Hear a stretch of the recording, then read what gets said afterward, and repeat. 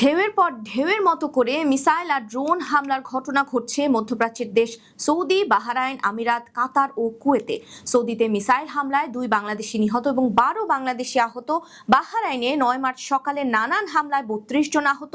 গুজব ছড়ানোর অভিযোগে বাহরাইন, কাতারে প্রবাসী আটক।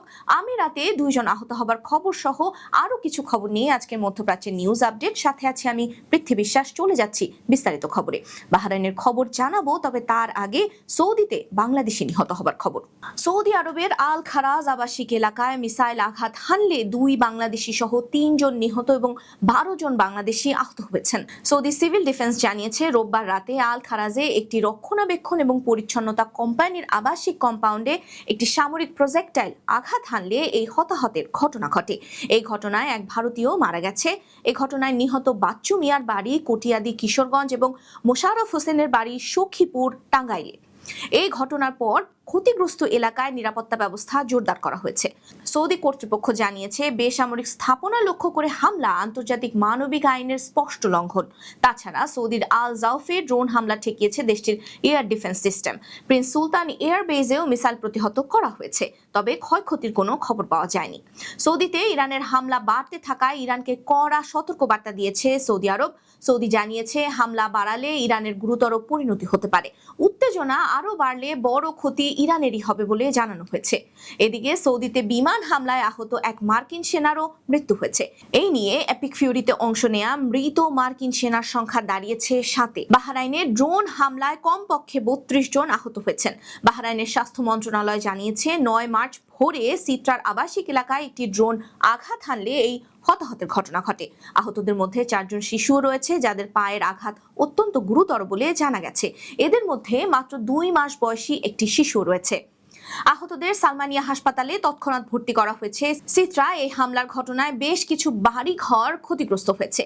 এদিকে দেশটির রাষ্ট্রায়ত্ত জ্বালানি তেল রিফাইনারি প্রতিষ্ঠান বাপকো রিফাইনারিতে হামলার ঘটনায় কেঁপে ওঠে গোটা বাহরাইন। আকাশে দেখা যায় ধোঁয়া, যদিও পরে আগুন নিয়ন্ত্রণে আনা হয়। বাপকো জানিয়েছে, কমপ্লেক্স ক্ষতিগ্রস্ত হলেও তেল সরবরাহ স্বাভাবিক রয়েছে। তবে বাপকোকে ফোর্স মেজর ঘোষণা করে বলা হয়েছে, বাপকো থেকে জ্বালানি তেল সরবরাহে সাময়িক বিঘ্ন ঘটতে পারে। সিট্রায় ড্রোন এবং বাপকোতে হামলার জন্য ইরানকে দায়ী করেছে বাহরাইন সরকার। এছাড়া ইরানের হামলার পক্ষ নিয়ে সামাজিক মাধ্যমে ভিডিও ছড়িয়ে দেবার অভিযোগে 6 জন এশিয়ান নাগরিককে গ্রেফতার এবং তাদের ছবি প্রকাশ করেছে পুলিশ। দেশটিতে থাকা প্রবাসীদের এই নিয়ে সতর্ক থাকা উচিত। মধ্যপ্রাচ্যের চলমান উত্তেজনার মধ্যে কাতারের আকাশে ক্ষেপণাস্ত্র হামলার চেষ্টা প্রতিহত করেছে দেশটির এয়ার ডিফেন্স সিস্টেম। আর সেই কারণে রাজধানী দোহা ও আশেপাশের এলাকায় বিস্ফোরণের শব্দ শোনা গেছে। ইরান যুদ্ধ শুরুর পর থেকে দেশটিকে একের পর এক ড্রোন মিসাইলের হামলা মোকাবেলা করতে হচ্ছে। এদিকে ভুয়া তথ্য এবং গুজব ছড়ানোর অভিযোগে 313 জনকে গ্রেফতার করেছে কাতারের পুলিশ। আটককৃতদের মধ্যে বিভিন্ন দেশের নাগরিকরা রয়েছেন। কর্তৃপক্ষ সবাইকে সতর্ক করে বলেছে, চলমান নিরাপত্তা পরিস্থিতি নিয়ে কোনো ভিডিও ধারণ বা শেয়ার করার আগে অবশ্যই সরকারি নির্দেশনা মেনে চলতে হবে এবং শুধুমাত্র সরকারি সূত্র থেকে তথ্য নেয়ার আহ্বান জানানো হয়েছে।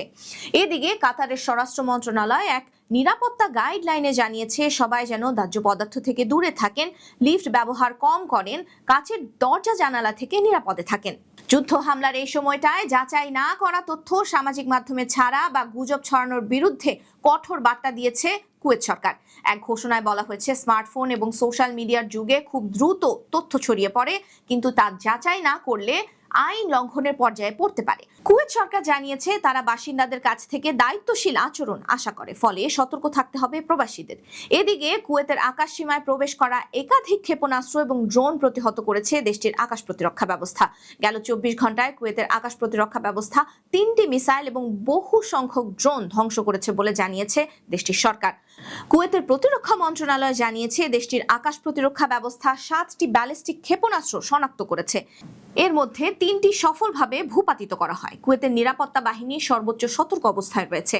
সতর্কতার অংশ হিসেবে বিয়ের হলগুলোকে সাময়িকভাবে খাদ্য বিতরণ কেন্দ্রে রূপান্তর করা হয়েছে, যাতে জরুরি সময়ে নাগরিক এবং বাসিন্দাদের খাদ্য সহায়তা দেওয়া যায়। 2টি ড্রোন কুয়েত আন্তর্জাতিক বিমানবন্দরের জ্বালানি ট্যাঙ্কে আঘাত হানলে বিস্ফোরণের ঘটনা ঘটে। আমিরাত সরকার জানিয়েছে, 9 মার্চ একদিনে 12টি মিসাইল আকাশে ধ্বংস করা হয়েছে, বাকি 3টি মিসাইল সাগরে পড়েছে। এছাড়া 18টি ড্রোনের মধ্যে 17টিকে আকাশে ধ্বংস করা সম্ভব হয়েছে।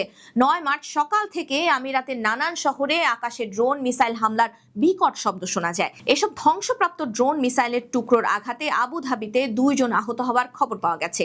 আহতরা জর্ডান এবং মিশরীয় প্রবাসী বলে খবর দিয়েছে দেশটির আঞ্চলিক গণমাধ্যম। আমিরাত সরকার জানিয়েছে ঢেউয়ের পর ঢেউয়ের মতো করে মিসাইল ড্রোন ধ্বংস করতে হয়েছে গেল কয়েকটা দিন ধরে। এদিকে আমিরাতের সামাজিক মাধ্যমে গুজব ছড়ালে 2 লক্ষ দিরহাম পর্যন্ত জরিমানা এবং 2 বছর পর্যন্ত জেল হতে পারে বলে সরকারের পক্ষ থেকে জানানো হয়েছে। এদিকে ফুজাইরা অঞ্চলের একটি তেল সংরক্ষণ এলাকায় আগুন লাগার ঘটনায় দমকল বাহিনী দ্রুত অভিযান চালায়। কর্মকর্তারা জানিয়েছেন আগুন নিয়ন্ত্রণে আনা হয়েছে এবং এই ঘটনায় কোনো হতাহতের খবর পাওয়া যায়নি। ওমানে আটকে পড়া যাত্রীদের সহায়তা করতে অতিরিক্ত ফ্লাইট চালু করেছে ওমানের জাতীয় বিমান সংস্থা ওমান এয়ার। সংস্থাটি জানিয়েছে গত এক সপ্তাহে প্রায় 80টি অতিরিক্ত ফ্লাইট পরিচালনা করা হয়েছে, যার মাধ্যমে 97,000-এর বেশি যাত্রীকে তাদের গন্তব্যে পৌঁছাতে সহায়তা করা হয়েছে। আঞ্চলিক সংঘাত এবং বিভিন্ন দেশের আকাশসীমা আংশিকভাবে বন্ধ থাকায় অনেক ফ্লাইট রুট সাময়িকভাবে বন্ধ হয়ে গেছে। তবে ইউরোপ, দক্ষিণ পূর্ব এশিয়া এবং আফ্রিকার বেশিরভাগ আন্তর্জাতিক ফ্লাইট এখনও স্বাভাবিকভাবে পরিচালিত হচ্ছে বলে জানিয়েছে এয়ারলাইন্সটি। ওমান এয়ার আরও জানিয়েছে যেখানে সম্ভব সেখানেই অতিরিক্ত ফ্লাইট যুক্ত করা হচ্ছে যেন যাত্রীদের ভ্রমণ অসুবিধা কমানো যায়। এছাড়া সংযুক্ত আরব আমিরাত থেকে স্থলপথে ওমানে এসে ফ্লাইট ধরতে পারা যাত্রীদের জন্য বিশেষ বাস পরিষেবাও চালু করা হয়েছে। মধ্যপ্রাচ্যে চলমান উত্তেজনার কারণে আকাশপথে অনিশ্চয়তা বাড়লেও আটকে পড়া যাত্রীদের দ্রুত গন্তব্যে পৌঁছে দিতে ওমান এয়ার তাদের কার্যক্রম জোরদার করেছে। এই ছিল আজকের মধ্যপ্রাচ্যের নিউজ আপডেট। আল্লাহ হাফেজ।